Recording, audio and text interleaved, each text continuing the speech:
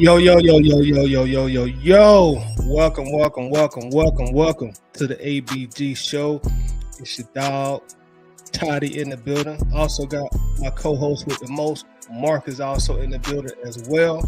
You know what I'm saying? So we welcome y'all in on this illustrious Sunday.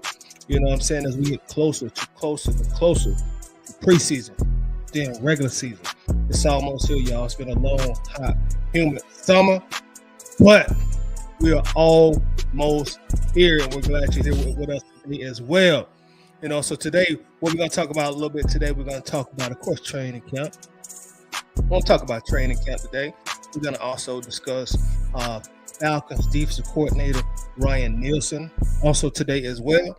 And speaking of coaches, we're also going to chop it up about like what's more paramount, what's more important, a greater head coach or greater talent. We're going to discuss that as well. Before we get to it, let's get the commercials out of the way. As y'all come in, man, please hit that like button, man. It does a great deal of good for us, so thank you in advance. Please show some love. Hit that like button as well. Let's see who we got checking in so far right now. We got Bubba Gump is in the building. What's up, Bubba? What's happening with you, Bubba? Bubba Gump in the building. We also got checking in on YouTube. We got Beats 925 ENT. Say these boys, I forgot to hit the go live again. you a little bit right. I had to remind myself to hit the live button that time. We got our guy David Starks in the building. What's up with you, Dave? How you doing, bro? We also got our guy Ray Ellison is in the building. What's happening with you, Ray? What's up with you? We got one of the OGs of Atlanta Bird Gang of the ABG show, Winston Thornton. And let me tell y'all too, man, Winston is starting to get a big fan base on the YouTube channel. Because I be reading the comments and a lot of people say, man, I rock with Winston, man. Them boys don't know what they're talking about, but Winston, he be keeping it real. So shout out to you, Winston. We also got RCATL in the building. What's happening with your RCATL? We also got Dave also in the building. Dave said, what's good, brothers? What's happening with you, Dave? We got JJ Ayers in the building. Mic check. And we also got our guy RJ Falcons 242 in the building as well. So let's proceed, y'all. We're gonna get this thing on the road. Again, thank y'all for coming in today. We really appreciate it. Nice Sunday outside. Nice Sunday to be doing something. You know, I don't know if it's cool enough to get on the grill, but hey, whatever floats your boat. Jimmy Wayne says, man, really gonna be terrible. Ooh. How dare he not be perfect in training camp? We should bench him now so we can just tank fan logic. And I can feel the sarcasm oozing out of that statement there from our guy Jimmy Wayne. What's up with you, Jimmy Wayne? Facebook user said, hello, finally caught a live show. Welcome, Facebook user, man. We are glad you're here. Glad you're here. We got our dog also, one of the OGs of this ABG show, False Start Falcons in the building. What's up with you, bro? How's it going? Mark, how you feeling today, dog? I'm feeling good, man. Like you say, it's not too hot. So it's just a beautiful day. I just can't wait till these Sundays start translating into Falcons games, man. So, but I'm feeling good, man. I'm feeling good. That's good, man. Definitely good to hear. Definitely good to hear. So, I guess we'll get straight to the business then, Mark. Let's first start off and talk about this is a conversation that me and Mark had off camera, y'all. And we say, you know what, this would be a good conversation to actually bring to the channel. And also, ironically, it's a conversation we had prior to it coming up again on one of the live shows as well. I think the live stream, it was brought up also. So that was just a sign like, yeah, that's a good topic to discuss. And while we talk about it, y'all, we really want y'all opinion on it as well. Let us know what side of the fence that you stand on. And it is like, we was talking, and I told Mark one time, I said, Mark, man, I'm telling you, great players make great coaches. That was my stance. I said, dog, great players make great coaches. And Mark, tell them what you told me.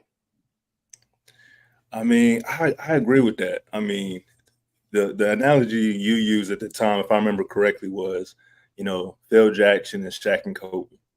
And, basically you're saying, if you coach Shaq and Kobe, you can get, 50 wins within a season, And 4 titles. So and 4 titles, if you were the coach on the sideline.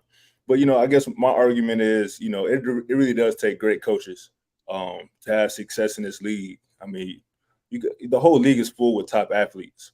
So to me, it's about, how well can you as a coach put your players in position to have success. And, I'm going to stand on that. I mean, don't be wrong. There's some players that it doesn't matter who you are, they're going to have success. But to me, again, a great coach is always going to put their players in the best position to succeed.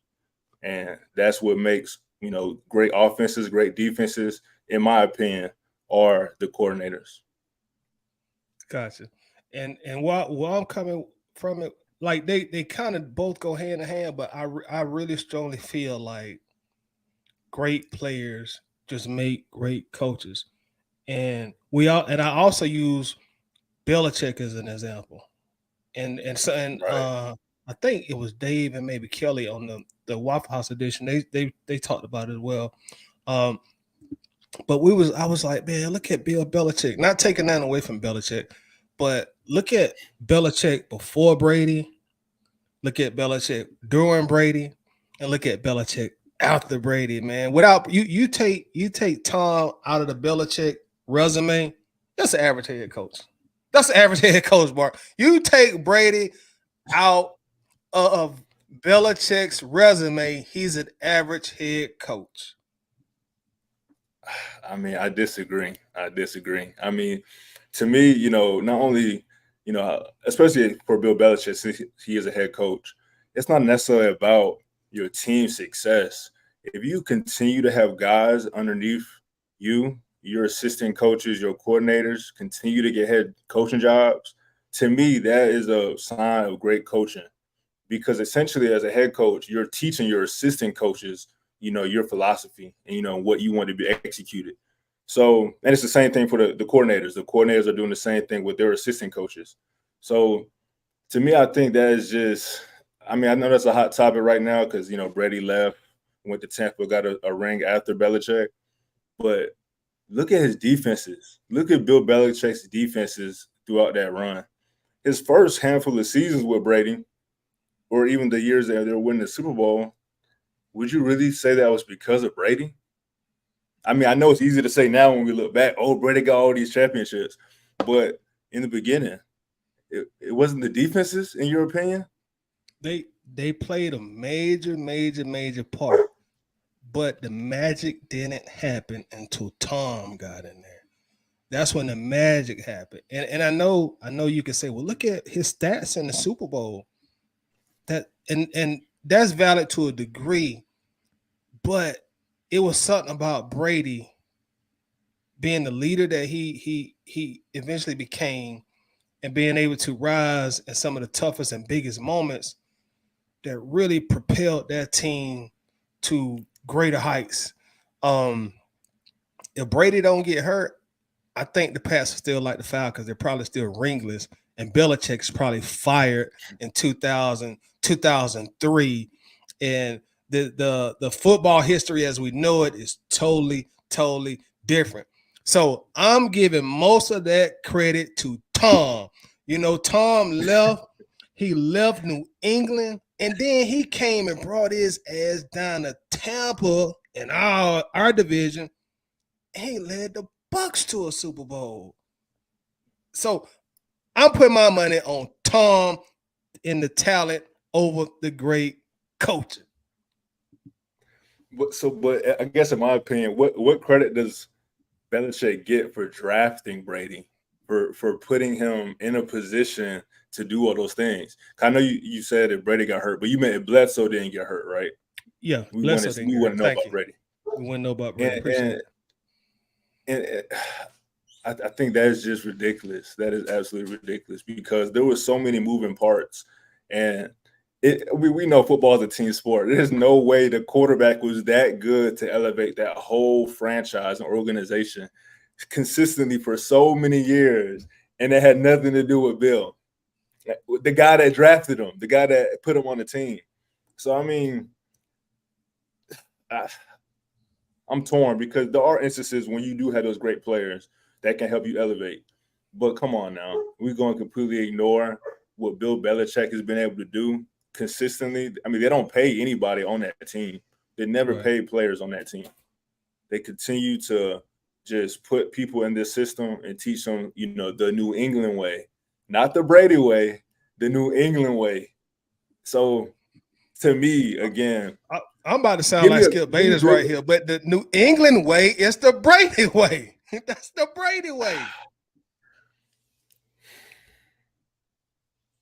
That is the Brady way.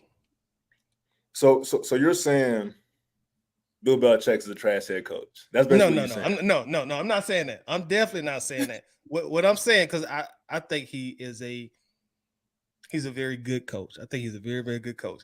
But I think he's also overrated. Just like when we talked, I told you I thought Phil Jackson was overrated. But it's just, to me, if you don't got that talent there, I don't care how much X and O's you know. I don't care like what kind of play calls you call, what kind of climate you play in. The great players are gonna make the great coaches. And also, going back to that Greg Popovich, what has Pop done since the talent left? What has he done? If he was anybody else, they'd have been fired him by now. What has Pop done? Nobody talks about Popovich anymore. Since that talent got old and retired, let me give you what Popovich has been doing recently. 2017, 47-35. 2018, 48-34. 48 and 34, excuse me. 2019, 32 and 39. 2020, 33 and 39. 2021, 33 and 48. This past season, he was 22 and 60. So Pop has 1, 2, 3, 4 consecutive years where he doesn't even win at least 35 games. Trash. Again, like buddy on who be going viral be saying trash. And going back to Phil Jackson, much respect to Phil, but I'm telling you, Mark, if you give me prime Michael Jordan, you give me prime Scottie Pippen, you give me prime Kobe Bryant, you give me prime Shaq, and then you also give me some good to great role players. Oh, I'm gonna win 4 championships, dog. I ain't got no NBA coaching experience, but I'm gonna win 4 championships, guaranteed. But again, I think what gets overlooked, it's not necessarily players against players. It is coaches versus coaches. And I think we saw it in Atlanta a lot. We saw it with Coach Bud, one of our best coaches. But in the playoffs, he would get outcoached. I mean, you see it out a little bit in Milwaukee, and he just got fired. So, I mean, I feel like you have to have a good coach that's going to be able to, play that chess match with the other coach. And then you need the players that are going to be able to respond to the coach. You can't just put anybody in there. I mean, I agree. You just can't. I mean, if we're talking about winning consistently and winning the more important games, because then you're going to be going against the top coaches and the top talent.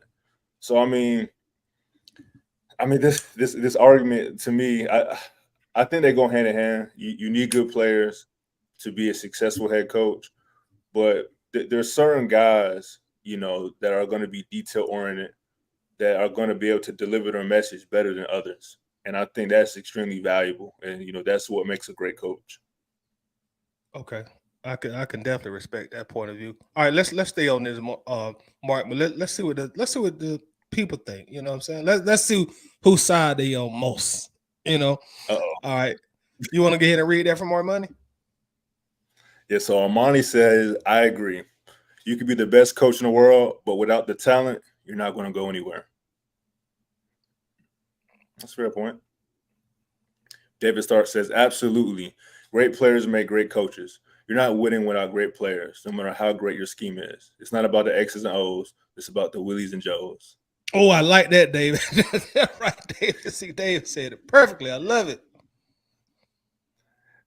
Winston says it's easy to coach talent. You just have to deal with the egos and personalities. A great coach can only do so much with lesser talent.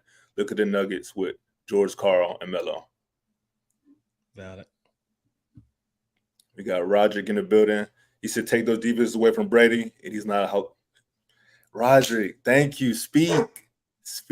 Especially with one of the Super Bowls, it took a undrafted. I can't remember if he was undrafted or not, but one of the biggest or the worst play calls in NFL history was executed by Pete Carroll. Throws the ball on the 1 yard line. That's a defensive play that got Brady a Super Bowl. So again, take those defenses away, take those defensive moments away. Brady is not a Hall of Famer. Roderick, not a Hall of Famer. Now I can understand if you say what he may just only have 6 Super Bowl, but not a Hall of Famer. Come on, Roderick, man. Roderick, you gotta explain yourself, man. You gotta explain that for me, Roderick. I mean, but to even like to dig deeper into that comment, you got to think Brady is not the most athletic or most talented quarterback in our history. He's considered the GOAT because of his resume as far as winning games and winning Super Bowls.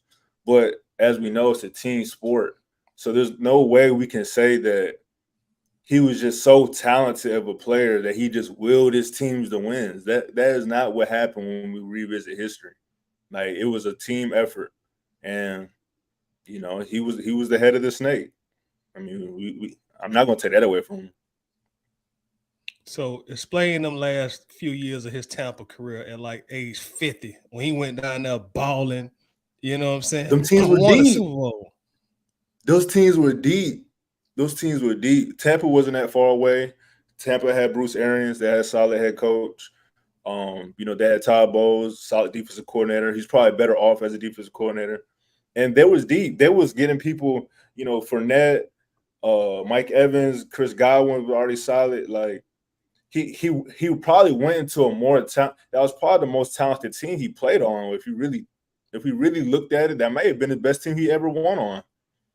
So I mean, Tampa, you think that Tampa was you are you forgetting like Gronk when he was in his prime? Or are you just talking about like raw talent? They went and re-signed Gronk. I'm talking about like offensively, that was definitely the best offense. To have Mike Evans, Chris Godwin, you had Gronk at one point. Was Fournette there his first year, the Super Bowl year? Yeah, because he was pretty vital in the winning that Super Bowl. I'm sure he was there. Yeah. The offense was solid. And then he was almost in a position where he could really run his own offense. Like, he didn't have a Josh McDaniels over him. He didn't have, you know, Bill Belichick. You know, he could do whatever he wanted. So, I mean, don't be wrong. It's still impressive. Your first year with a new team, you know, but you came to a weak division. And I think that's another thing that we can't ignore when we look at Tom Brady. He played in a weak division his whole career. Like, no comp. You know, so to me, he's a Hall of Famer regardless. He's an all-time great. But I do agree. Like, you take away some of them defenses, I don't think he's considered the greatest. Even with 7 Super Bowls. I mean, but the defense helped him. The defense got him at least half of them. You know, you figure against the Falcons. I mean, don't go there. The defense had to. I mean, I'm just saying, Brady was great, but I mean, the defense played lights out. We gotta be honest, Mark. Brady was spectacular, especially in that second half. Where I want to cry watching him carve us up and down the field. He was spectacular, man. And was he spectacular though, or was it those dump offs? It wasn't those dump offs. The running back was more spectacular to me than Tom Brady. No. What was it, James White? I think it was. The boy was catching all them short passes. I'm gonna tell you what made me think that. Well, why I know Brady was just super spectacular in our Super Bowl is it took him a half to find our weak link on the team. Took them a half. Like we came out, we jumped on them. We had a lot of young guys on defense, so we had a lot of adrenaline. So it's just like, there was a big boxing match last night. And the experienced boxers, I've seen Floyd Mayweather come out there and he has fought guys who jumped on Floyd the first 3 or 4 rounds. You're like, oh boy, Floyd about to lose tonight. Right. But that seasoned vet, that spectacular talent knows, okay, I'm gonna find your weakness. I may not get it till the 5th or 6th round, but I'm gonna find it. I'm going to exploit it, and I'm gonna punish you when I find it. It took Brady 1 half to figure out this cornerback over here, Jalen Collins, I think his name, Jalen Collins, trash. Right. Second half, I'm gonna eat him up. Second half, I'm going to eat him up. I don't care who has the hot routes. I'm throwing at Collins. The moment is too big for him. He's not ready for this moment, and I can see it in his eyes. So that second half, Brady was spectacular to me. Also, let's finish catching up on the comments also, Mark. Let's see. You want to read that from Kelly? Yeah, so Kelly Simpson says, Brady is special, but he played with Super Bowl defenses constructed by Belichick. Agreed.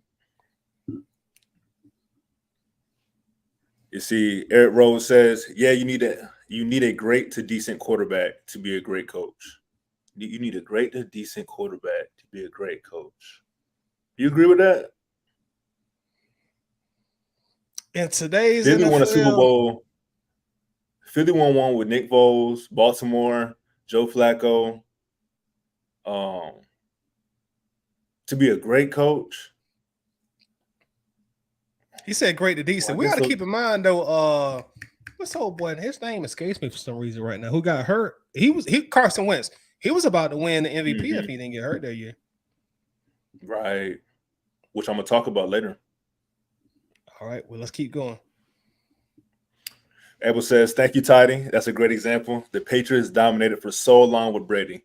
They're not dominant anymore, and what coaches from the Belichick brand have been successful? Hey, but I asked Mark that. I put him on the spot when we talked about that. Go ahead, Mark. Nick Saban off the top of my head. And again, I'm so glad he asked this because this is exactly the way you asked me. What coaches from the Belichick branch have been successful? If you are getting offered head coach positions, that is a success for Belichick. That is a success. He continues to produce head coaches, y'all. So how is that not being successful? Now, what they do in their next stops is important, but now they're not with Belichick. So we can't really judge them because they're not with Belichick anymore. But like I said, first one to come up in my head, Nick Saban. I mean, has he not been successful? I mean, in college, yeah. In college. Yeah, I mean, yeah. On Saturday, yeah. On Saturday. Yeah, I mean, hey, them boys line up to go play with him. I give him credit for Saturday football. But yeah, I mean, but do you not agree with that though, Toddy? Like, if I'm a manager, if I'm a boss and I continue to lose my talent year after year to different organizations, at what point, when do I not start getting credit for continuing to hire great people and to continue to train great people? Like, how's that not a credit to me if I keep losing people, to do better things? It is a testament to you, without a doubt. I can't take that away from the manager. But let's use a car dealership, for example. If you got a car salesman, that is the number one salesman in America. He sells the most cars than anybody in America. If he doesn't, he's normally top 2 or top 3 for like 20 years. Top car salesman in America. That's going to also attribute to you as the manager. So they're going to keep picking from your supervisors because you got the number one car salesman in America, that's working for you. Now, let's say if he go work for, he leaves you at Dodge and he goes work for Toyota, and now you're not selling the same volume of cars, people going to be looking at you like, Was it really the manager? Or was it that car salesman that was producing those results? You know, so that's another perspective to look at it. I think. And trust me, I agree with you. But all them coaches he lost, I mean, he hasn't really. Belichick is still a solid coach. Like, he's still going to be one of the top coaches. He's always going to have one of the best defenses. So I don't think he's falling off a cliff. But let's see what else they talk about in the comments. All right. You see, David Starks in those first 3 Super Bowls, the defense was great. But when the Patriots needed it, he gave it to them. No doubt. Hey, so would I, Kelly. Kelly, I would trade half our roster for Belichick too, man. I'll give him a first-round pick. I'll even give him some cash, man. Y'all wild. You see Eric back, and he says, no credit. Brady was a 6th-round pick. They got lucky. Got lucky. I can agree with that, man. David Stark says, wouldn't say no credit, Eric, but he wasn't expecting much out of Brady. Jimmy Wayne in the building. He says, Brady is good, but Belichick is a better coach than Brady was a player. He took Brady, Garoppolo, and Matt Castle and kept winning. Woo! Now I didn't say all that. Now, I didn't say all that. To me, they even. To me, they even. Jimmy, dog, this is like Jimmy. Let's go back to Kobe and Shaq. This is like when. Is it Kobe? Is it Shaq? Shaq the man, Kobe coat riding. Okay, well, let's separate and see who wins most championships without each other. They separate. Shaq wins 1, Kobe wins 2. You know, like, come on now, Jimmy. Let's see. We got John Wiggins says, ABG, what's happening with your tight end and my man next to him? That's what got Mark also. So, yeah, but yeah, that's and y'all continue to comment on that. You know, we may continue to debate this topic because I feel strongly great players make great coaches. And before we wrap this segment up on this, Mark, when me and Mark talked, I told him, I said, Mark, the most impressive NBA championship in my life from a coaching perspective. The most impressive one, it wasn't from Phil Jackson. It wasn't from Popovich. To me, it was from Larry Brown. I felt like that was a coach-led championship, just from superior coaching. I'm going to out-coach y'all. Okay, you got Shaq and Kobe. I'm going to out-coach y'all with them. Larry Brown didn't have no true superstars on that team, and he beat a team that was filled with superstars and also championship pedigree and championship experience. So that's just my spiel to kind of wrap up that conversation on that. But y'all continue to tell us what y'all think in the comments. What's more important? What's more paramount? Better players, better coaches. And Mark, speaking of coaches, when we had this conversation, you said something very interesting and compelling to me. You know, I was in my fanboy mode at the time when we was talking. I'm gonna tell y'all what we was talking about because I was in my real fanboy mode. I said, boy, Mark, but we might get us a top 15 defense this year. Boy, I'm ready. Let's go. You know what I'm saying? We got some talent on the defensive end, you know. So I was told a fanboy and boy, like, Mark, man, I'm telling y'all, defense might be fire.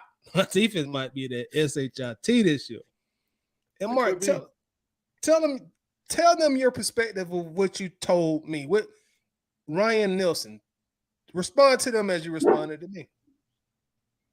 Yeah, I mean, what all started, we were talking about your prediction you made week 1.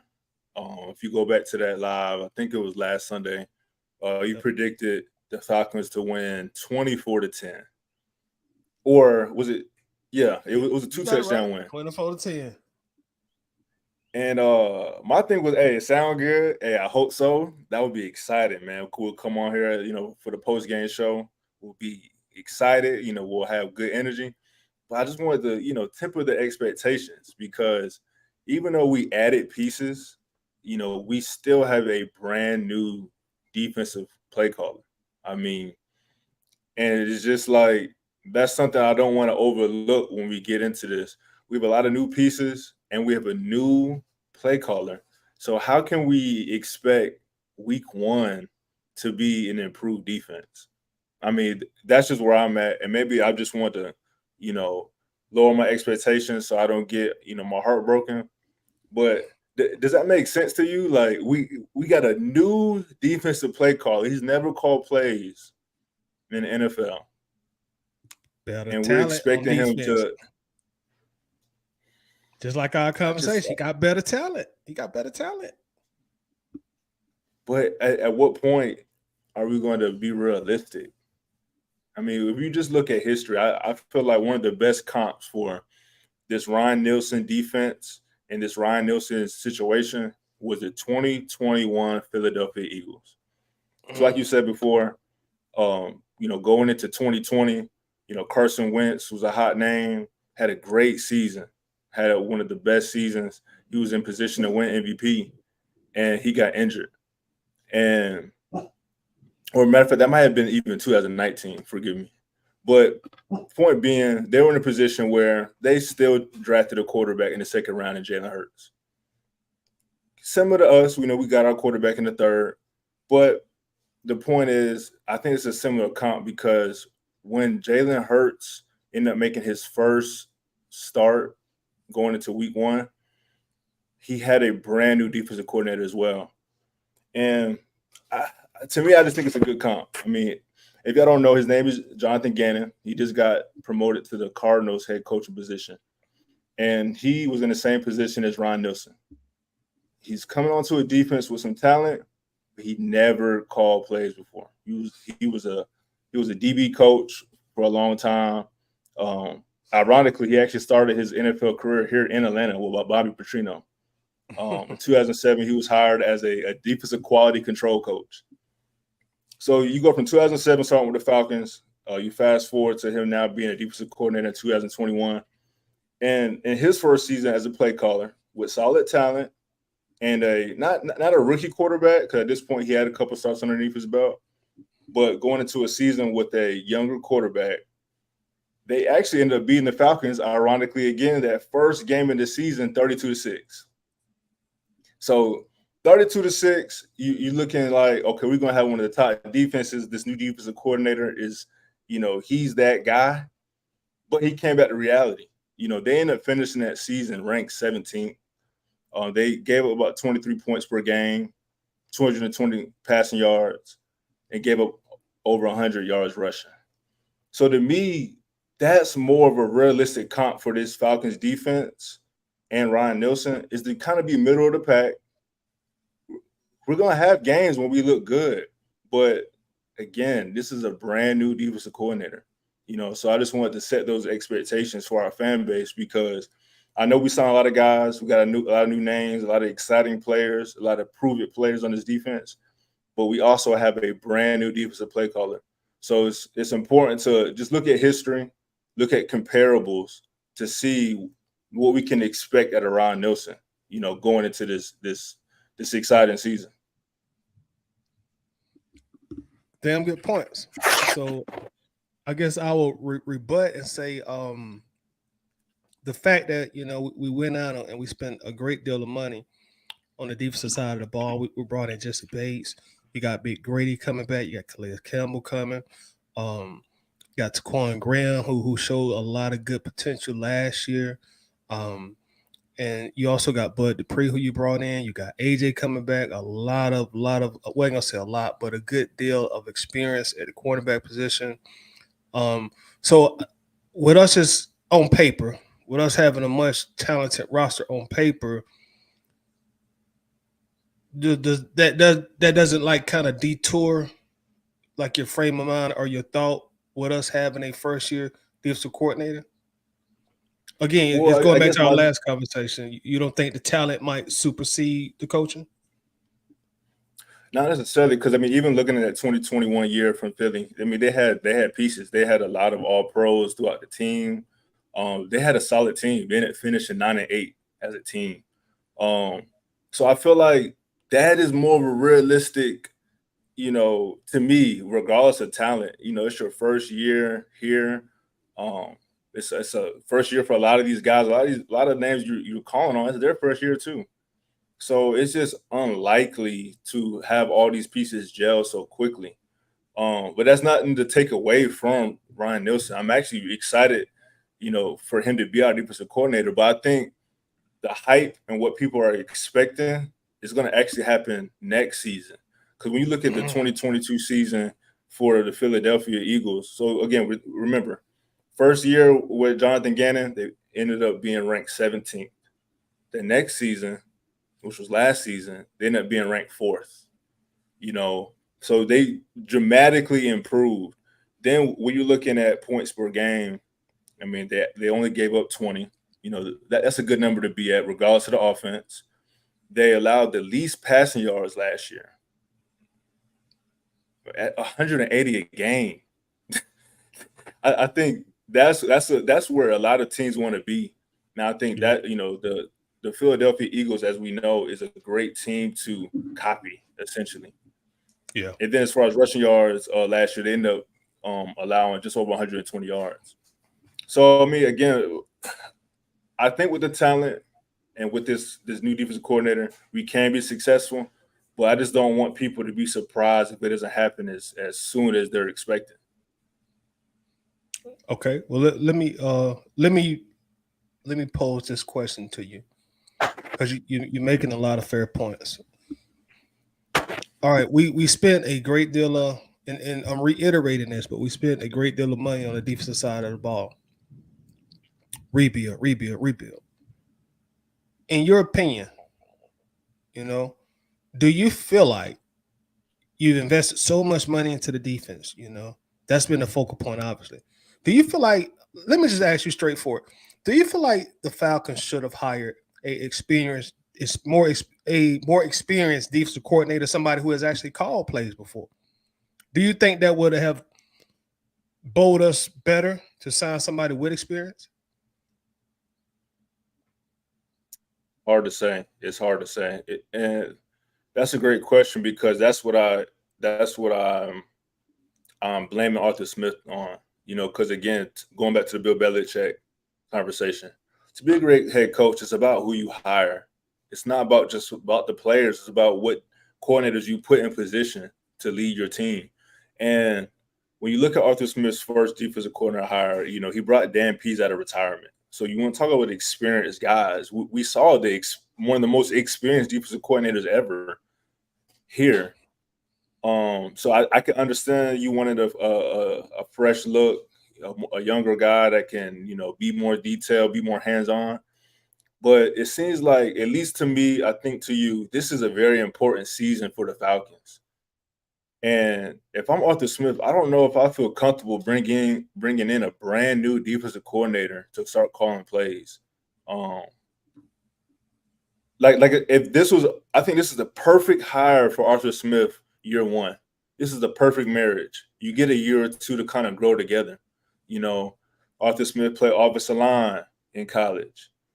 Ryan Nielsen played defensive tackle in college. Like this is actually a great pairing when you really look at it.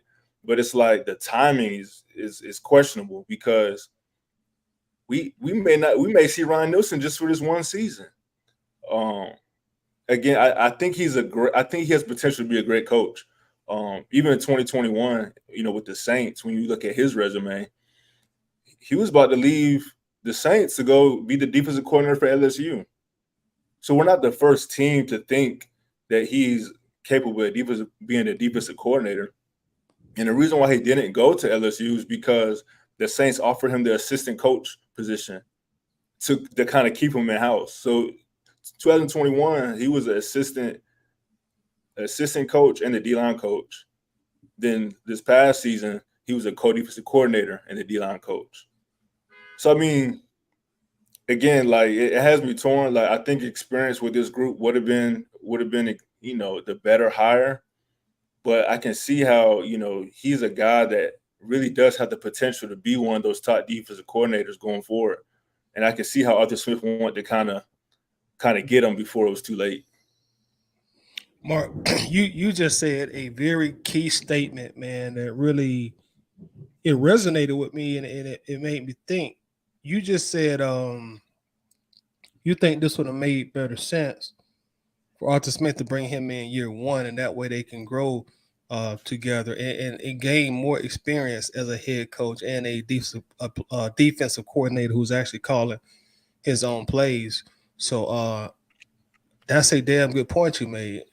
And before we wrap this up, let me ask you this, and be honest with me. You know, ABG show, we're gonna keep it 3,000. Ryan Nielson, Arthur Smith. Do you feel like, and even Terry Fontenot, do you feel like the Falcons tend to put guys in key positions and as coaches in front office position who don't have enough viable experience, in your opinion? Mm,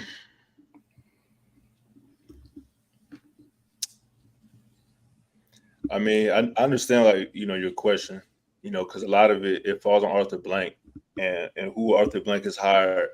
The past couple of years, you go back to Jim Moore Jr., he didn't have the experience. Bobby Petrino, he didn't have any experience in the NFL and was excited to leave us as soon as he could. Mike Smith, he didn't have experience as a head coach.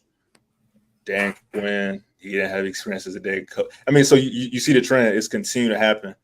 Um, and it's hard to say that they're not qualified and they don't have enough experience, but I do think, like, when we look around the league, um, I would feel a lot more comfortable if we had a guy that had experience as a leader of a franchise.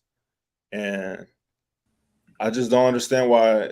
Yeah, I don't understand Arthur Blank's mentality with these hires a lot of the time. Again, do I think they're not qualified? They don't have enough experience. It's hard to say. A lot of these guys are great coaches at the end of the day. But man, we seem to have a trend to not want to hire coaches with experience. Um, I mean, do you think maybe it's Arthur Blank trying to find that next young coach that can be here for the next 20 years? Or does he not want to hire a head coach that was previously fired? Like, why do you think we keep falling into this cycle of, hiring these brand new head coaches? Great question, Mark. And I'm about to piss some people off, but y'all know me. I gotta tell y'all what be on my mind, good or bad. Um, Got to. I think some of that is trying to find that new hot young head coach. The next Belichick. Going back to that, but Mark, I gotta be honest, man.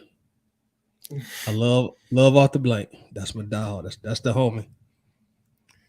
I think a great deal of that is Arthur Blank be want to have his his fingers in the pot, and he ain't the cook, Mm, but he want to mm, tell you what ingredient you need to put in the pot, but he's not the cook.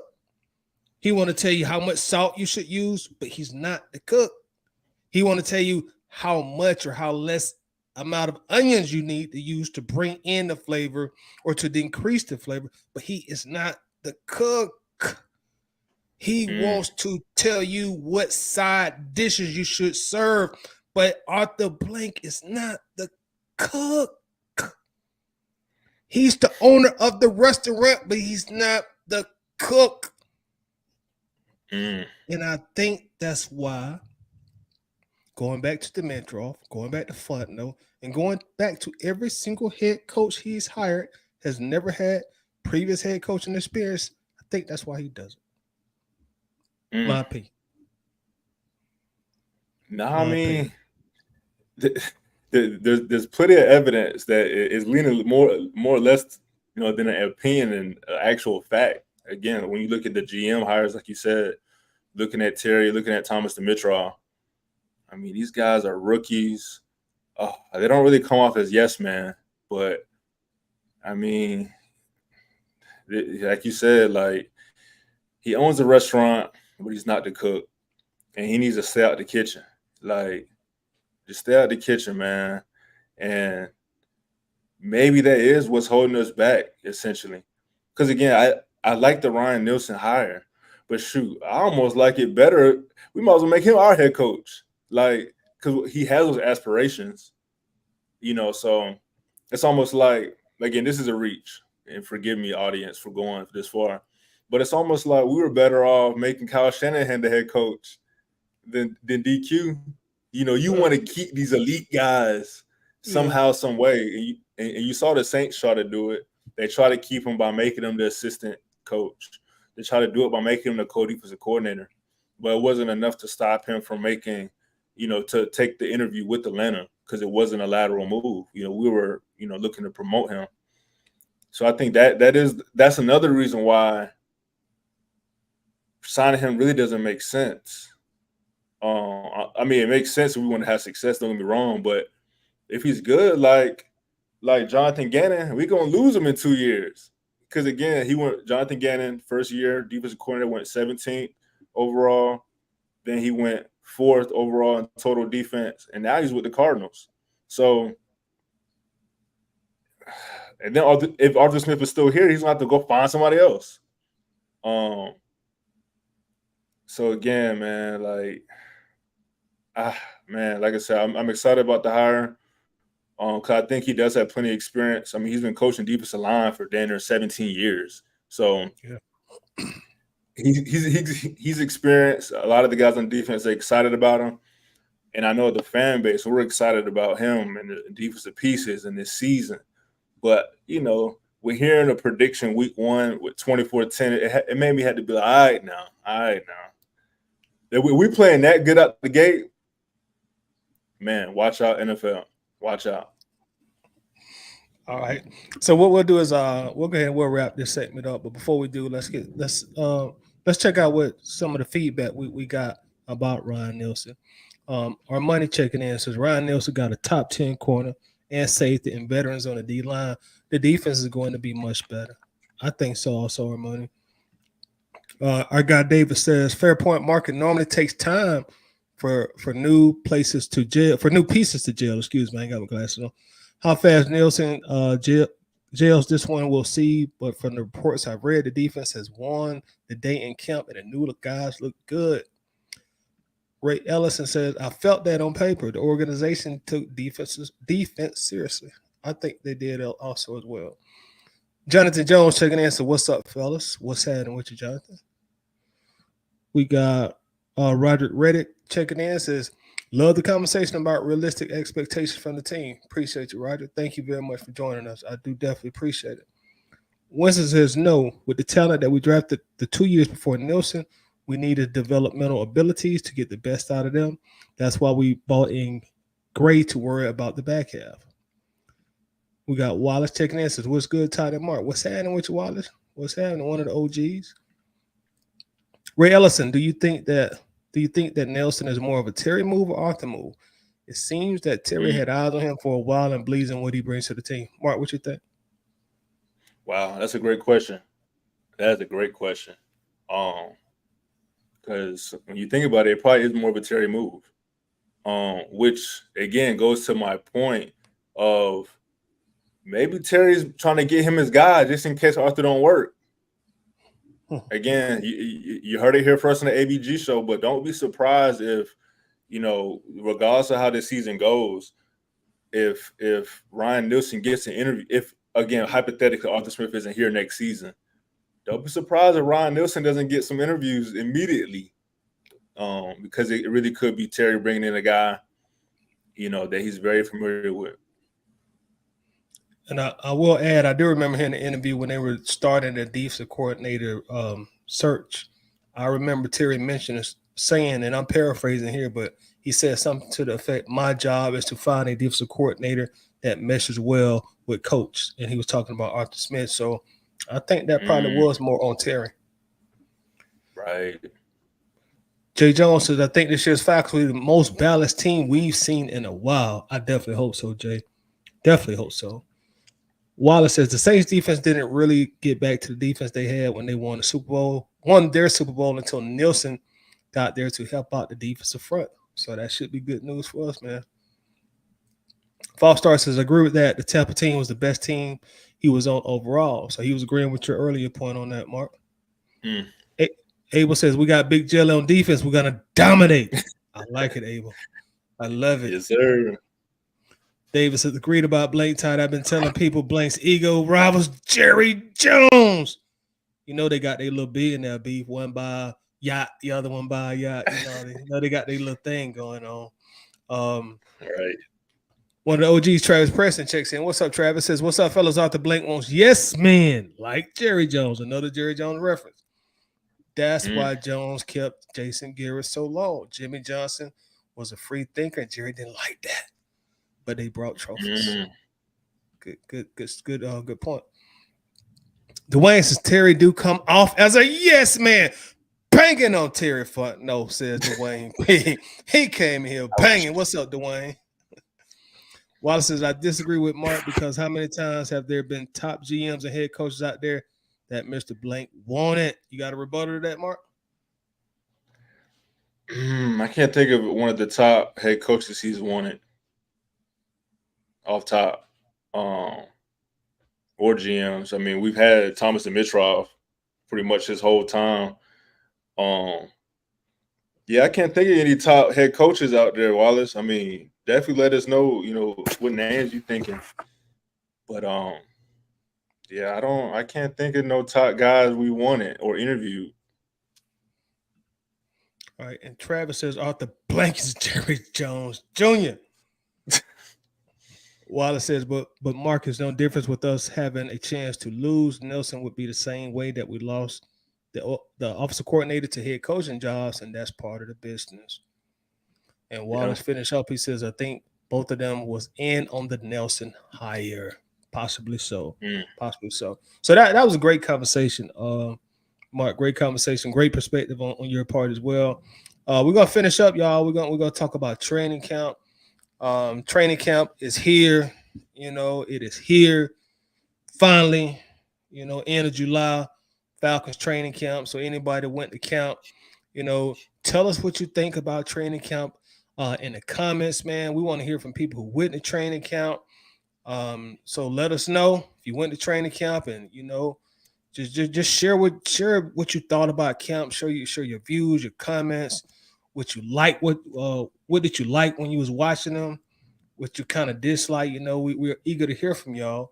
And speaking of going to training camp, we would like to welcome Stephen Alford, die-hard Falcons fan, and he went to training camp. So we wanted to bring him on here to give us an opportunity, a firsthand perspective of 2023 Atlanta Falcons training camp, because myself nor Mark, unfortunately, we were not able to make it to camp. So we wanted to talk to somebody who's been there. So, Stephen, how are you, sir? Welcome to the show also, by the way, Stephen. What's up, fellas? What's up? Chilling, man. How you feeling? I'm feeling great. Excited about this year. Excuse me. Yes, before I even talk about training camp, I want to thank you all for having me on. Thanks for coming. It's a great forum, for Falcons fans to get together and talk about what's happening. And I'll be honest with you. I don't put a lot of stock in training camp nor preseason. I'm all in when I'm watching it. I'm all in during the preseason games, but I know when the real season starts, when the games count, is when we really can see what type of team we have, how the players react. But with that being said, there's been a lot of talk about Desmond Ridder looking terrible the first few training camp days. And, it's kind of funny because if you read the, all the back and forth online, you think this guy had been with our team for 10 years, Right. But I will say that yesterday he looked better than he did a few days before. He was 10 of 14 during scrimmage games. You didn't really see the overthrows and underthrows like you saw on the previous days. And not to sound too cynical, but yesterday was, the main day of training camp, when the fans came out. And so maybe he felt like he really needed to perform, or maybe, they put on a show for their fans, for us. But he did look good. And but I will tell you who stood out to me, and I'm not talking about his play necessarily. I did not realize how big Mac Hollins is. Yeah. Man, that dude is huge. And I Yes. saw him. He beat AJ Terrell, on a touchdown run. Now I don't put too much stock in preseason or training camp, but that did happen. And if he can play as tough as he looks, we have a good one. We have a good one. CP looked good. He caught 3 passes from Ritter. I'm not really worried about CP. I really don't even have to see him in training camp nor preseason. I mean, he's a proven veteran. He's really been the spark for our team during Matt Ryan's last year and post Matt Ryan, to be honest with you. Yep. Scotty Miller also looked good yesterday. He's a speedster, and we'll just see how that works out. Bijan, man, looks special. He does. And it's easy to get caught up in the fact that, we're going to put him all over the field and everybody's anointing him as rookie of the year already. But he does look like it. He does look like it, and I hope he does become that. The defense, I want to echo what you all were saying. What you all are talking about, Mark, I know you want to temper expectations, and I think we should. You're spot on as far as, a team needs to gel. When you have a lot of new pieces, I mean, we've seen that across a number of sports, not just football. You've seen it in basketball and baseball. The team has to learn how to play together. But they look like they're playing together. They really do. And that rookie that we had, little Clark Phillips, he's going to be special. He's going to be very special. I think that Clark Phillips, and if Okuda can be what he should be as a 3rd overall pick, along with Jesse Bates and AJ Terrell, I think our defense is going to be great. And that's not even talking about what we've done with our defensive line. Now, I know we didn't go out and get like the splash edge guy, but I'm really interested to see how Ebiketie is going to play this year. I mean, he got really close a lot last year. Yeah, he did. Close isn't a sack. I understand that, but he got really, really close. And now that we have some help for 97. Now that our defensive backs, can make a difference, I think we're going to really see something happening with our defense and this team. And so the atmosphere yesterday, and I'm going back either tomorrow or Tuesday, because I think you get a better look when it's not, so much of an extravaganza, a show, family event, a show, So when you go back and there are only a few people sitting on the hill, you can really, you can be a real fly on the wall. Yeah. And so that's what I'm looking forward to doing tomorrow, maybe Tuesday. But they look good. They look good. Now, granted, this is all coming from the super fanatical Falcons fan that I am, but I've been watching the Falcons for many, many years. And we've neglected the defense for too long, And what's interesting about that, how we've neglected the defense, and this is no shade on the players we picked up. It's not like we went out and got 5-star players. I feel like we did, but on paper we didn't. I mean, we're bragging about Campbell, and I'm with it. He's a big dude, and I love him. He's been in the league for many, many years.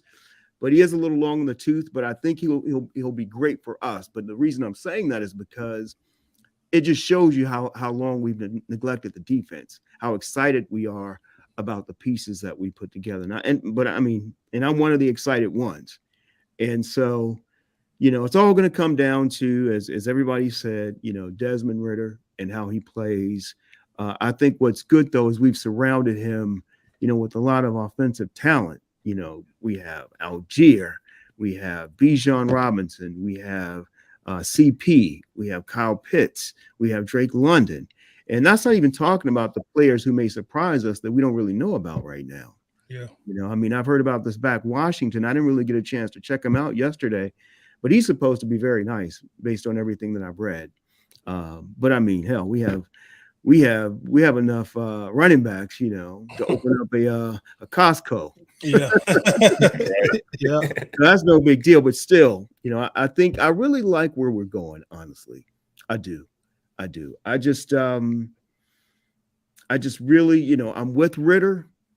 I just got to see it happen, because those last 4 games sort of had me a little nervous, quite honestly. And he does look better than he did at the end of last year. He does. He looks bigger. He looks stronger. The ball does seem to have more zip on it. And the hopeful side of me says that, the first few days of training camp, he was nervous. I mean, he's a 3rd round pick. Year 2, it's his team. Yeah. That's a lot. And so, I mean, some people can roll with that and move on, but he's not just, going to be starting. He's the quarterback, and there are a lot of expectations. And then you couple that with, if he has a television or the internet access, he knows what people are saying about him. Yeah. Yeah. And so you have to, not only do you have to have thick skin, you have to be strong mentally, because you'll question yourself when you're out there next to people who are bona fide 1st-round picks. You look at the contract that they gave Bijan Robinson. I mean, he's the highest paid running back this year In the league. Hasn't taken a carry yet, but it's Ritter's job to lead him, So I believe in him. I think he'll do it. I hope he will. And I'll be watching. Well said, Stephen. And I want to ask you a couple questions too. Sure. You mentioned you didn't realize how big Mac Hollins is, which I didn't either until I saw the footage from camp, and he looks like a monster, dude. Seriously. So, obviously, this is by design. Obviously, Arthur Smith wants to have big targets for Desmond Ritter. Mhm. How do you think all that height and that size will be to Aura and Ritter's advantage during the 17-game season? I think it will definitely help us, but this isn't anything new. We did that last year. We got the kid out of Las Vegas who ended up cutting. What was his name? Number 89, Edwards. And you got to perform, and you can be big. We had one other guy that we got, but we cut him before the season started. So we looked big last year. We were big. I think about the Rams game when we were coming back. Mariota overthrew what was his name again? Edwards. Right. But if Edwards was a baller, like I've been watching footage of all these different, receivers, they go get that ball. Sometimes they snatch the ball from the cornerback when it's underthrown, And so the point is, if Hollins can play, if he's a baller, just not a big body, if he can get up to play and really utilize his size, I think it's going to be huge for us. I think Pitts can do that. I think Drake London can do that. I'm just wondering why, when I look at this kid, and it's probably not good to call him a kid, this grown man, he's huge. I mean, it's ridiculous. And it's like, this dude is kind of bouncing around the league. What's going on? What's going on? And maybe this is his landing spot to make a difference. But I tell you, man, when we get off the bus, people are going to be looking at us like, man, those dudes, we're huge. We're pretty big. Yeah, because I think we're his 4th NFL team, if I remember correctly, in about 7 years. Yeah. Yeah. And one more quick question before I throw it to you, Mark, is you mentioned, Stephen, that when you watched those Ritter's first 4 games, which was of course our last 4 games as a team, right? He had you nervous. And please be as transparent as possible here, but explain to us and tell us, please, what about his player? What about him made you nervous watching those 4 games that he started? Sure. So I'm not a stats guy. I understand the stats. I read the stats, but I always try to align the stats what I see on the field, you know. And so his stats were bad, you know, the first few games. Not throwing a touchdown. But the issue that I had is that people were pumping him up. We have a tendency as a fan base. I don't think I do it, but I'm a fan, so I'm going to put myself in there to pump our players up, you know, more than they are. And so one little nugget that we would hear all the time is, well, he didn't throw any interceptions. Well, apparently you didn't watch the game because we throw a lot of interceptions. You know, Right. they just the DBs just dropped him, or they were out of bounds. You know, one was debatable. That touchdown. I'm sorry, that interception that On the sideline. yeah, on the sideline Yeah, the that Saints Ritter game. threw right after halftime. Yeah. That was an interception, man. But whatever. They say he didn't have control of the ball until afterwards. But anyway, I'm glad it wasn't. But if you just go by the numbers, if you're just looking at the box score, you know, you can be completely lost and confused about what's really going on the field. And so when I looked at Ritter's game, those last 4 games, there were a couple of things that bothered me. Okay. Number one, there were rookie mistakes which I was able to write off. Like when he fumbled the ball, when the ball actually just slipped out of his hand. He dropped back to throw a pass, and the ball just literally fell out of his hand. You know? And so I'm like, okay, he's nervous. But that's not somebody knocked it out your hand. You got hit from behind. You just literally put the ball on the ground yourself. But the biggest thing for me is that I want to make sure I have an accurate assessment of how good he is. And so when I look at when Ritter came into play, essentially the Ravens still had something to play for the most part. I mean, they were in, but they still had something to play for. They cleaned our clock. Okay. And then we went and played. Well, let's start with New Orleans. I'm sorry. New Orleans was still trying to get in. They cleaned our clock, right? The Ravens, they were playing for something. They cleaned our clock. By the time Ritter started winning, we were playing teams who were really just playing for their own personal brand. The Cardinals had really nothing to play for, right? And the Tampa Bay Buccaneers, they were already in. You know, they played their starters, and it's debatable. I've heard, no, some of them played the whole game. Brady stopped playing, you know, before the first half ended, correct? Correct. Yeah. Right. And so, and it wasn't like it was a cakewalk for us. Neither one of those last 2 games. It's not like he came in and just, you know, mopped it up. And so I don't want to sound like I'm being negative or concerned, because I'm past that. But going back there, we have to be, you know, we have to be educated about this. Yeah, he finished the season and he didn't throw an interception. That's true, you know, but he really did. But okay, we'll let that pass. You know, he got better. He got better as time went on. Yeah, and the competition got weaker as time went on because they weren't playing for anything. Right. And so again, you know, for everybody watching, I'm a diehard fan. I'm with Ritter, but this is family. You know, if you're too afraid to tell little Johnny that 2 + 2 isn't 3, and you're gonna just make him feel good, you know, that's on you. It's family. No, he had some problems. He made some mistakes, and hopefully having a full year, you know, or a full season of our training camp, and being told that he's the starter and working with people, you know, during the off season, hopefully we'll see that difference, you know, this year. But let's not get it twisted. And I hate to, you know, mention other teams, but I mean, I'm an NFL fan. I'm a Falcons fan first, but anybody recognizes talent if there's true talent there. So we saw Ritter play 4 games. I didn't really see any flash, to be honest with you. I didn't see any flash. When I watched the last game that Washington played last year, Sam Howell, I mean, he looked like, I'm like, damn, who is this dude? You know? Now, granted, that could be one game. He could be a total bust, 5th round pick. He could be just, you know, terrible. But on that day, he looked really good. And I haven't seen any of those days for our quarterback. I'm hopeful that I will see it, against the Panthers and many other games this year.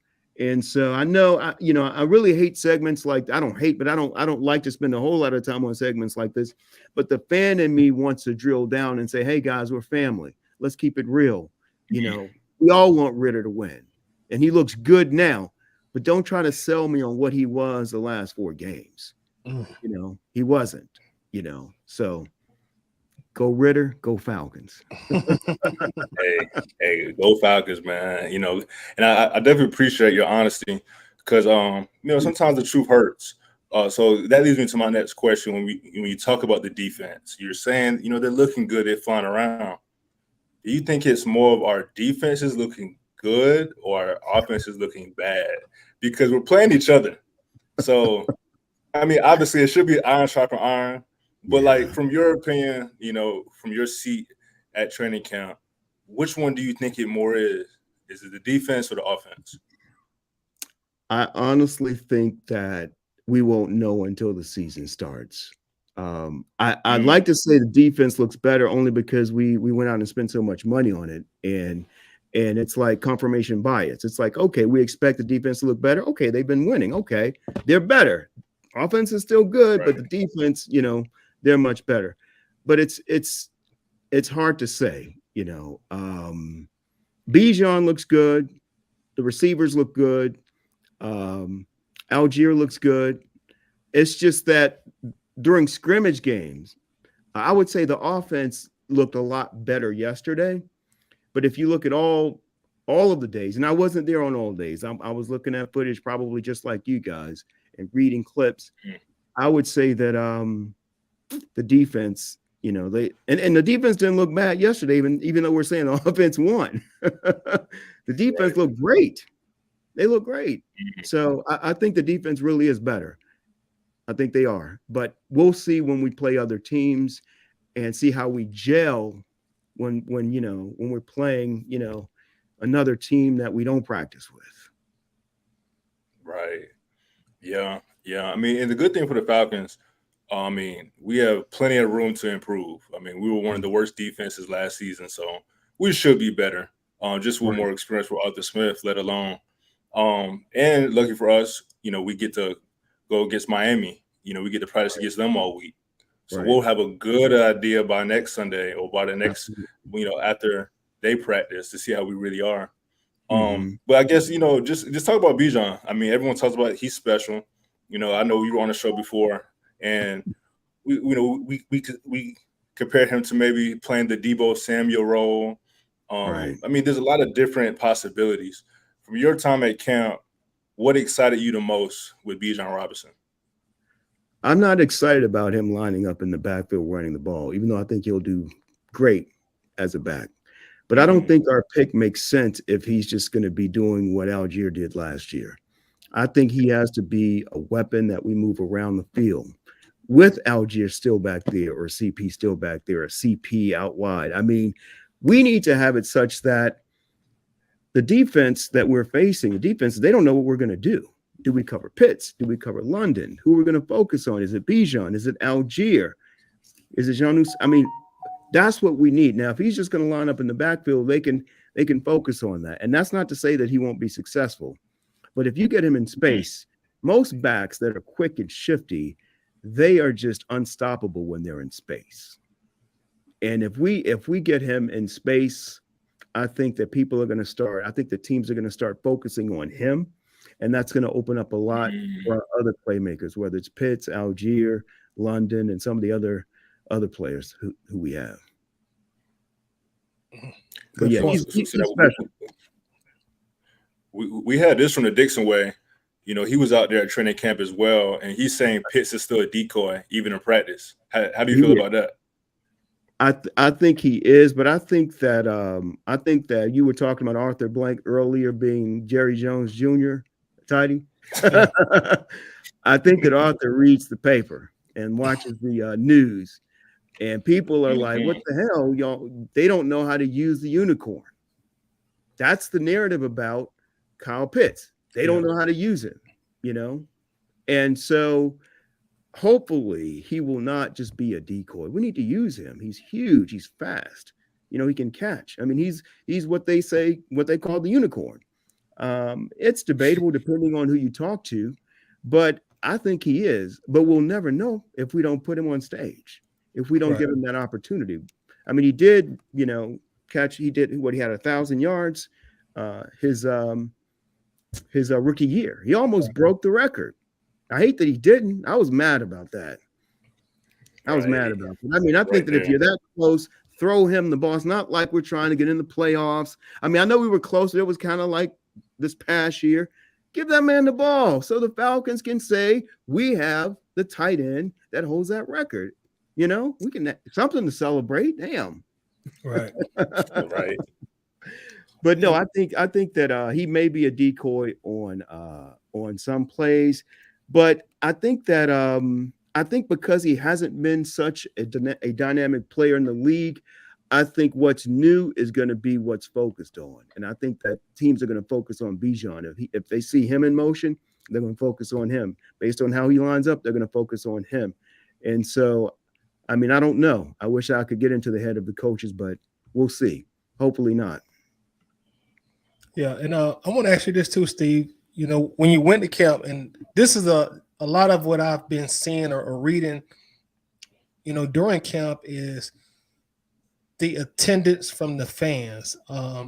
I read somewhere that this might be the most fan attendance since they moved to Flowery Branch. So was that noticeable to you absolutely. at camp? Oh, absolutely. Last year's camp was great, but this year I had a hard time getting out of camp. I left a little bit early because I didn't want to get, trapped in there. And there was a line still to get in. I mean, it was when you were leaving? Yeah, it was packed. It was packed. And so, yeah, I think that there's a lot of interest in our team this year. I really do. I mean, and based on the number of people who are out there, we had one guy out there who was all over us, who was a Falcons fan, but he was like, look, we need to make some noise. A lot of intellectual fans out there studying the game as opposed to cheering them on. But hey, man, enjoy the game the way you want until we're in the Mercedes-Benz. We also had a few New Orleans Saints fans. I mean, I saw that. They go there every year for whatever reason. I don't understand. They just go there to, I guess, get booed, and I don't understand. But they come out every year. It's kind of disrespectful, man. Yep. Yeah, that's wild. Because we're nice fans. We don't even say anything. One guy did, the guy who was trying to get the crowd going. And I'm not saying you need to. Look, let's be clear. It's an entertainment.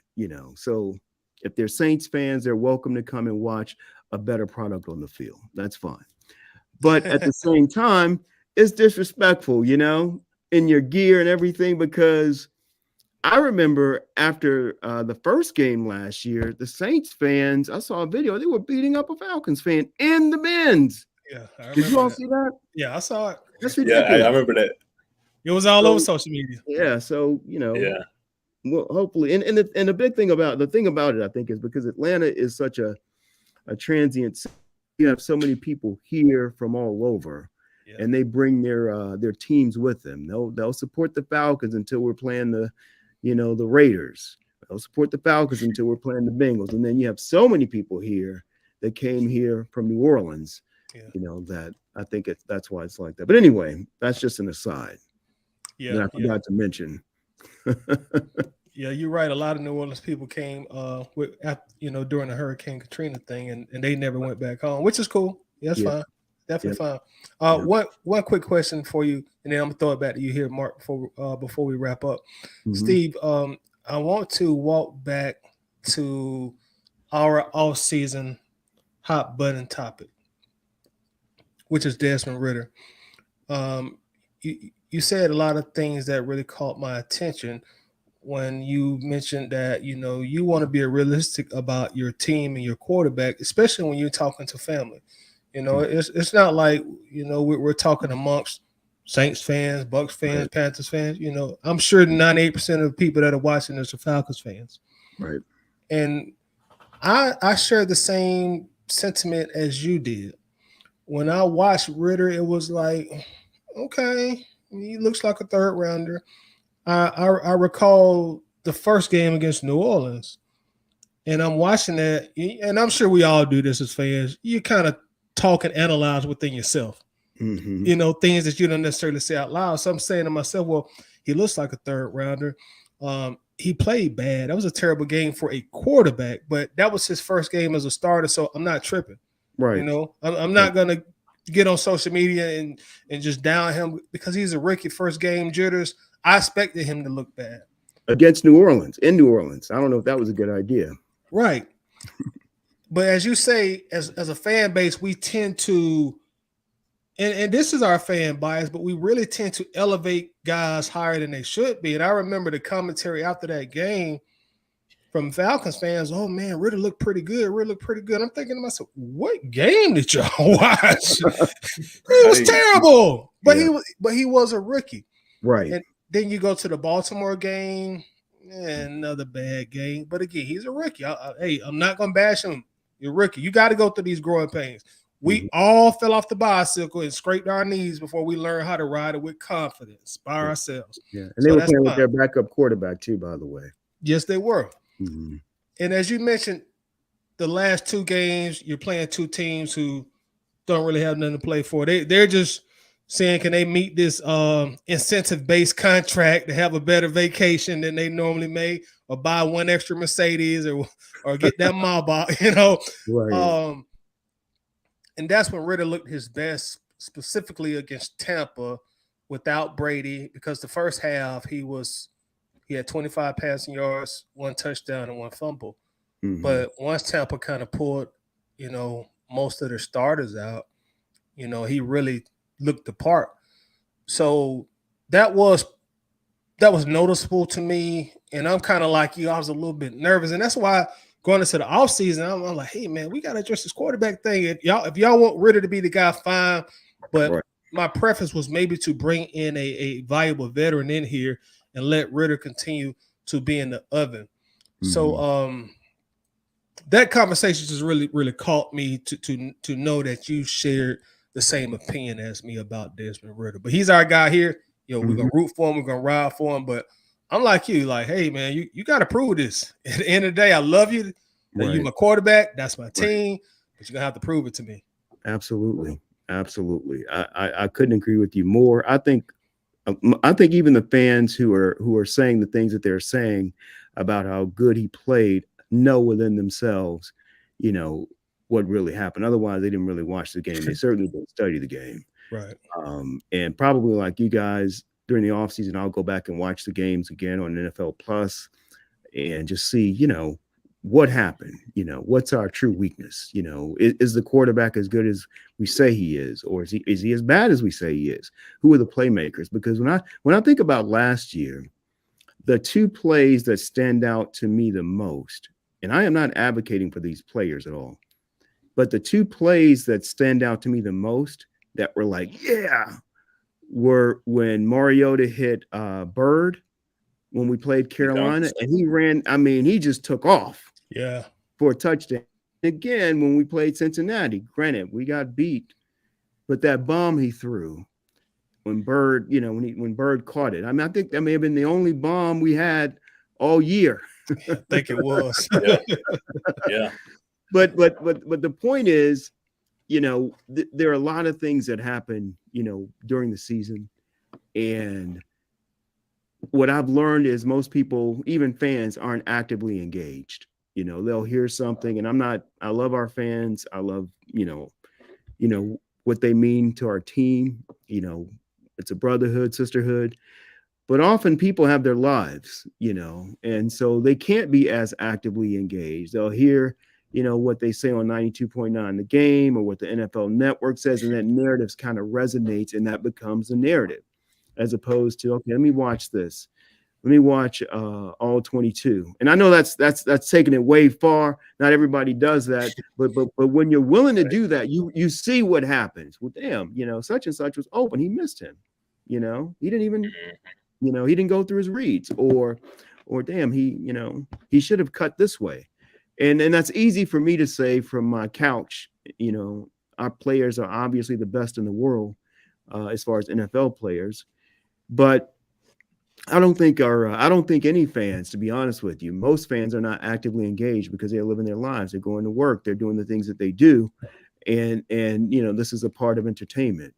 And so going back to what we talked about earlier, I feel really good about this year. I feel good about the defense, and I do feel good about the offense. They look good. Yesterday when I was there, I know when you watch online, you see the highlights, unless you're getting them from, maybe a fan who had their phone out recording, you're seeing the best of the best. When you watch those videos on the Atlanta Falcons YouTube channel, you watch that, you think like we're going to the Super Bowl for the next 5 years. Right. Right. But honestly, I think we really look good. I do. Yeah. Good. All right. Well, before we wrap up, Martin, you got one last question or questions that you'd like to ask Steve? I mean, I appreciate Steve being honest. That's definitely what we try to bring with this the ABG show is just transparency, and we try to do the homework for the fans that, can't watch the all 22 or they don't understand, the reads that players go through. But I guess I'll just end it with this. In your opinion, I mean, how confident do you feel with Arthur Smith going into the season? I'll be honest with you, man. I think there were a lot of calls that he made last year that I thought were just, I just didn't understand them. When we played Washington and we got there on the goal line and he had Mariota throwing the ball instead of having Algier, CP, hell, Mariota running in. We're right there. Yeah. Second down. Yeah, we're killing it in the running game. We're number 3 in the league, I think, at that point, maybe number 2. And we're going to throw the ball? I don't know about that, And I can't think of any specific ones right now. But with that being said, I am confident. Doesn't sound like right, but I am confident. I think that what I really like is I like the pieces that they put together. And I know that's Terry too, or more Terry than Arthur, I would assume, if he's, the GM. I like the team that I see on the field. I like how they're playing. Some of the play calls that I saw last year from Arthur Smith, I didn't like. But hopefully, like everybody else, he learns from, some of the mistakes, So, yeah. But I'm looking forward to this year, man. I think we look good. I can't wait. And what's interesting? See, we're going to really see how good Ritter is compared to everybody wanting us to go out and draft one of those quarterbacks last year, right? I kind of wanted to. I can't say that I didn't. But then again, I was like, no, let's roll with Ritter. But we play all of them. Play all of them. Play them all of them. All of them. You Quickly really too. I think we got the Texans, week 5 or 6? Right. So we played 2 of them very quickly. We're playing some young teams. We're playing Jordan Love week 2. Bryce Young week 1. Yeah. Right. So if they're suffering from, getting used to the NFL game and Ritter's ready and our team is ready, that should be really good for us. Yeah. Very good for us. Yeah. But we'll definitely see. We'll definitely see the play comparisons, and we'll hear about it too, unfortunately. Or fortunately. I'm going to say fortunately. Yeah. I'm thinking optimistic. I like it. Right. Yeah. And also, Steve, Ray has a question here for you. He says, is there anything that you have seen so far that makes you believe that Ritter is the future of the Falcons? Not yet. I have not. Not in game action. I have not. The thing that when I went down to first look at the bends, and this is how hungry we are for good play. Ritter threw the ball into the net from a distance, and I was really excited about that because the other quarterbacks were missing, and so I'm saying that to say he hasn't really shown me anything. I'm bad. Let me change up my my camera. You good?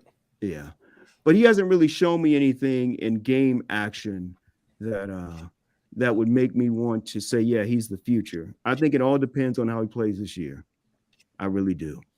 But I'm with him, and he looked good in college. He did something in college that not a lot of college quarterbacks have been able to do. You think about how he took Cincinnati, and that's probably a little liberal of me to say he took Cincinnati, to the college playoff. I didn't study Cincinnati, but I'll just say he took him. He was there. He was the quarterback. He was the leader of the team, and he played Georgia. And then one year, I think he played Alabama, correct? Right. Yeah. So whatever he had in him then, hopefully he can beef up on the NFL level and be a great quarterback for us. And if he's not, man, we're just going to keep it moving. It's just that simple, It's just that simple. We're just going to keep it moving. I wish him the best. I want him to be the answer. But if he's not, we have a nice squad for a quarterback to come in and do well for us. And I hate to even say that because I feel like I'm being pessimistic about it, but I'm just keeping it real.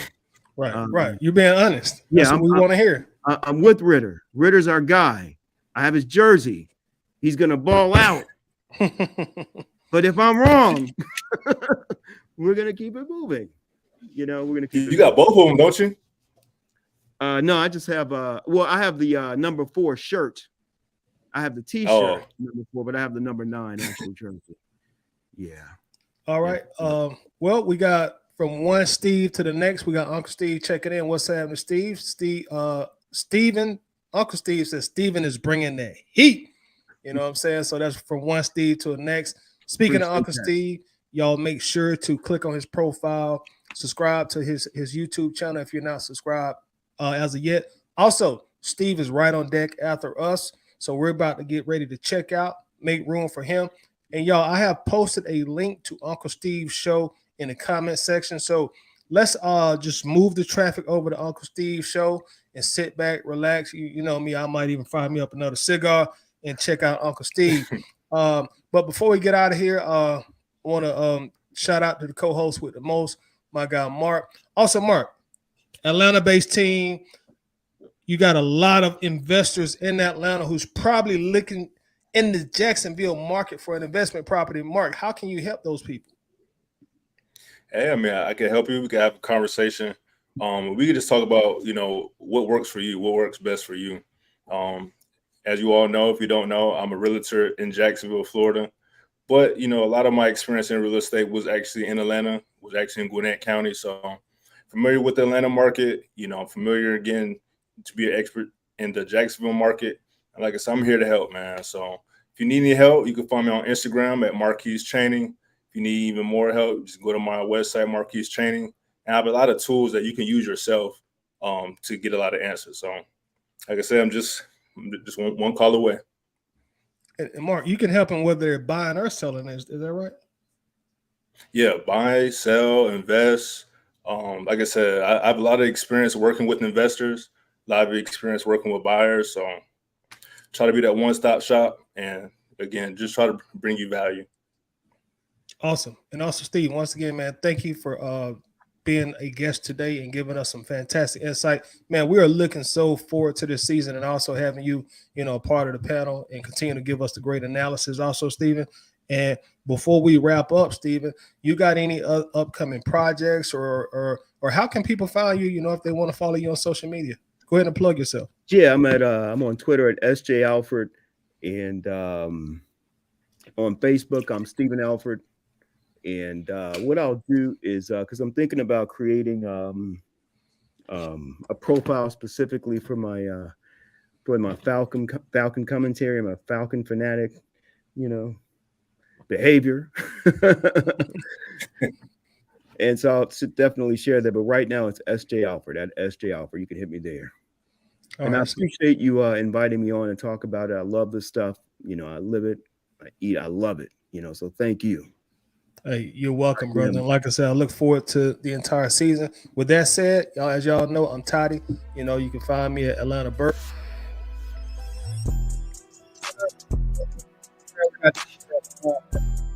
Go check us out on Instagram. Of course, you can find us in the Atlanta Bird Gang Facebook group, the biggest and the best Facebook group on the internet, the entire internet, not just Facebook. You know what I'm saying? So once again, thank y'all very, very much. And we'll be back before y'all even miss us. Peace. We out of here.